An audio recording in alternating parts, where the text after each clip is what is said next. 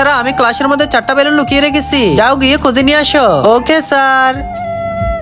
আরে বান্ধবীরা দেখো, আমি তো এই রঙের বেলুনটা পেয়ে গেছি। আরে বান্ধবীরা দেখো, আমি তো ব্লু কালারের বেলুনটা পেয়ে গেছি। দোস্ত, আমি তো সবুজ কালার বেলুনটা পেয়ে গেছি। দেখো দেখো, অন্য বেলুনটি তো আমি পেয়ে গেছি। তো আমরা দেখবো আজকে 10 তারিখে কি আছে।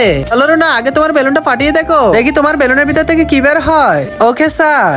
আরে স্যার দেখেন, 10 তারিখে তো দেওয়ালি। আরে না না, 10 তারিখে তো দেওয়ালি না। আরে মেহের, এবার তোমারটা ফাটাও। Okay sir. আরে স্যার দেখেন, 10 তারিখ তো রাখি বন্ধন না, 10 তারিখে তো রাখি বন্ধন না, ওটা ভুল হয়েছে। এবার সুপার না, তুমি দেখাও। আচ্ছা ঠিক আছে স্যার, এখনো ফাটাচ্ছে আমার বেলুনটা। আরে স্যার, আমার মনে হয় 10 তারিখ হোলি। আরে না না, 10 তারিখ হোলি না, তোমার কার্ডটাও ভুল আছে। আরে সাথী, এবার তোমারটা ফাটাও। তার আগে বন্ধুরা, হিন্দুরা বলেন কি তারা শ্রেষ্ঠ। দেখবো কাবা করে এই ছবি যেন কয়জন লাইক সাবস্ক্রাইব করে। তুমি যদি মুসলিম হয়ে লাইক সাবস্ক্রাইব না করো, তাহলে হিন্দু মানুষের জিতে যাবে। তাই তাই তাই লাইক সাবস্ক্রাইব করো, কমেন্টে তোমার সুন্দর নামটি লিখে যাও, ইনশাআল্লাহ মুসলিমরা জিতে যাবে।